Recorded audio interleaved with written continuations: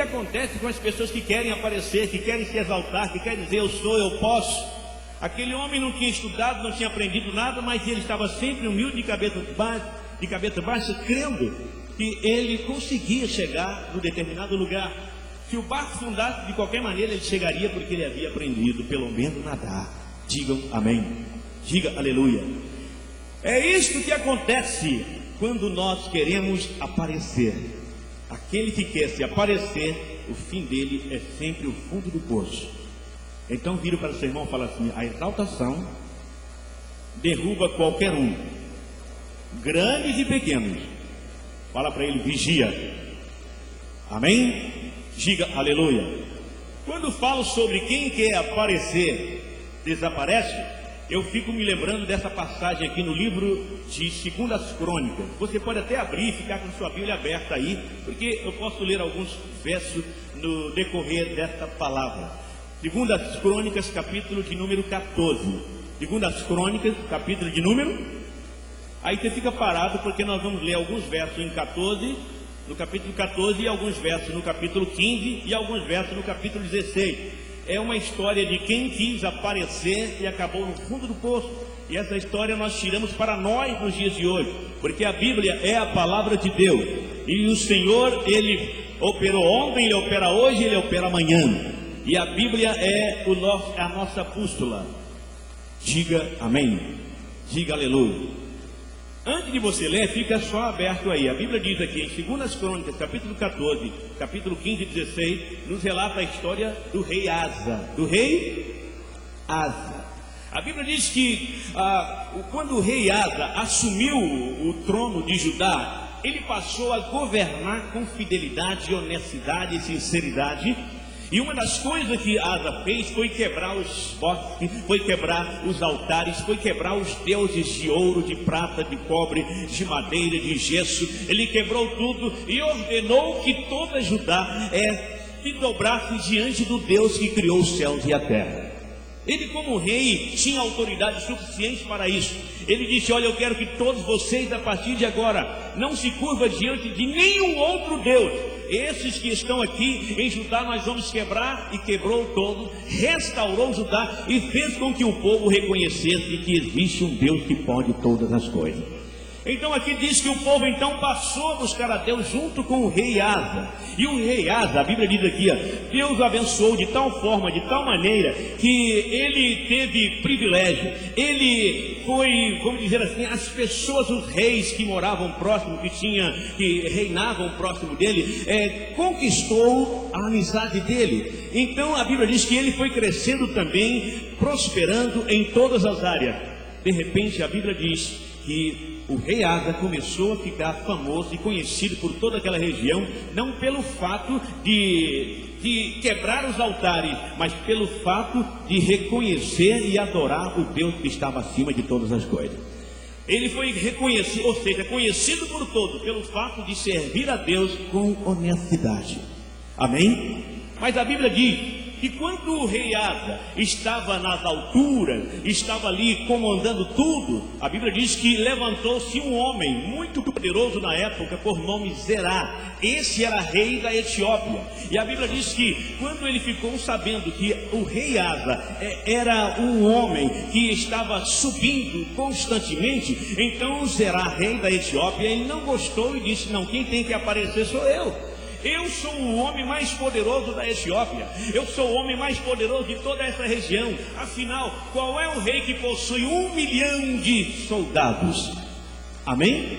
Está escrito, só você ler lá.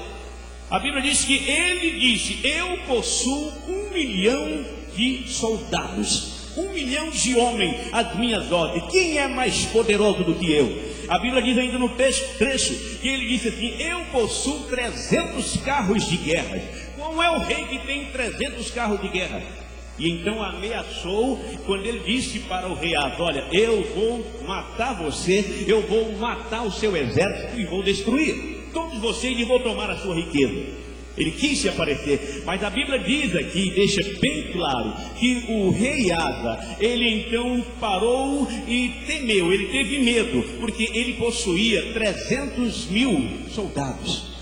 E ele possuía 300 mil soldados. Então ele disse: o que eu vou fazer com 300 mil soldados? Eu vou enfrentar um homem que tem 1 milhão de soldados. A Bíblia diz que ele procurou um outro homem de Deus que também tinha um grande exército, que era Benjamim. Benjamim possuía um exército de 280 soldados. E disse: nós vamos unir os nossos exércitos para poder nos defender de Zerá, que virá com todo o seu poderio. A Bíblia diz que quando eles vão se unir, o total de soldados dos dois era de 580 mil homens. Mesmo assim, o rei Asa disse: olha, será impossível para nós vencermos Zerá, porque ele tem 1 milhão. E além disso, ele tem 300 carros. Será impossível nós enfrentarmos e vencermos. Não tem jeito, nós vamos para o campo de guerra, mas nós precisamos fazer uma coisa. Disse o rei Asa: vamos orar. Vamos o que mesmo? O homem se exaltou muito e ele pode nos destruir. E o nosso respaldo, o que nós podemos fazer, o que nós podemos agir é dobrar os nossos joelhos e falar com Todo-Poderoso. Aí você abre a tua Bíblia em 2 Crônicas, capítulo 14, versículo 9 e 10. Digam amém. Lá fala bem claro do 1 milhão de homens que esse grande rei possuía. Digam amém. E ele então dobra o seu joelho para orar. Mas olha o que ele ora. No verso 11 está escrito assim: Asa clamou ao Senhor dizendo: Senhor, além de ti não há quem possa socorrer numa batalha entre o poderoso e o fraco. Ajuda-nos, pois, Senhor, nosso Deus, porque em ti confiamos e no teu nome viemos contra esta multidão. Senhor, tu és o nosso Deus, não prevaleça contra ti homem nenhum. Digam amém. Diga aleluia. Olha o que ele disse aqui na sua oração: meu Deus, quem poderá, além de ti, quem poderá entrar nessa batalha?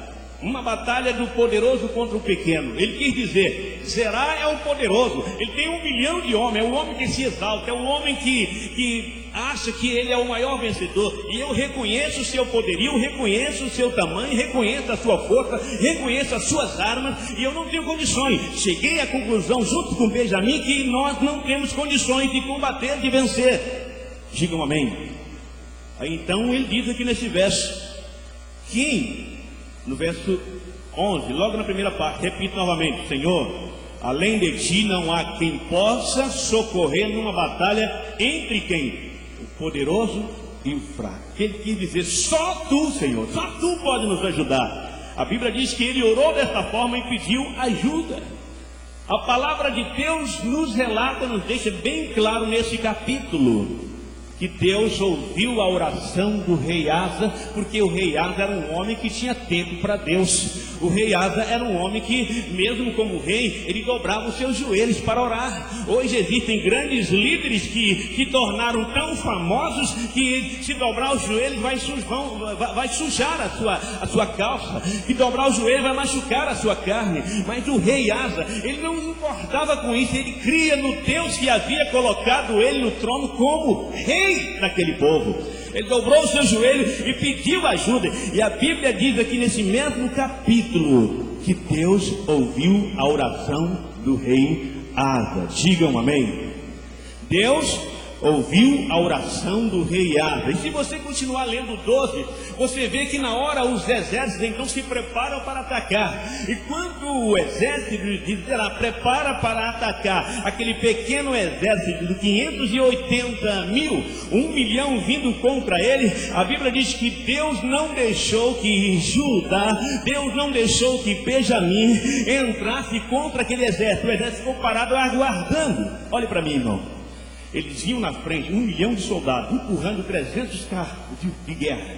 Cada carro de guerra possuía cerca de 50 flechas. Quando eles puxavam a corda, subia no ar cerca de 50 flechas e caía no meio dos soldados. Então matavam uma pancada de uma só vez. Agora imagina 300 carros, cada uma com 50 lanças, com 50 flechas. Quando solta, eram milhares, ou seja, dezenas ou centenas, subindo e descendo no meio. E quando eles preparavam tudo isso para atingir o povo de Deus, lá estava o rei Asa, estava Benjamim e sua equipe, e dizendo: Senhor, nós confiamos em Ti, e sabemos que ninguém jamais prevalece contra Ti, porque o Senhor é o máximo. Quando ele ora dessa forma, você observa o verso 12, a Bíblia diz que Deus desce contra aquele exército inimigo, Deus desce contra 1 milhão de homens. Deus não precisou falar para os anjos: desça lá e destrua todos. Não, sabe como Deus destruiu? Você vai lá nas interpretações, você vê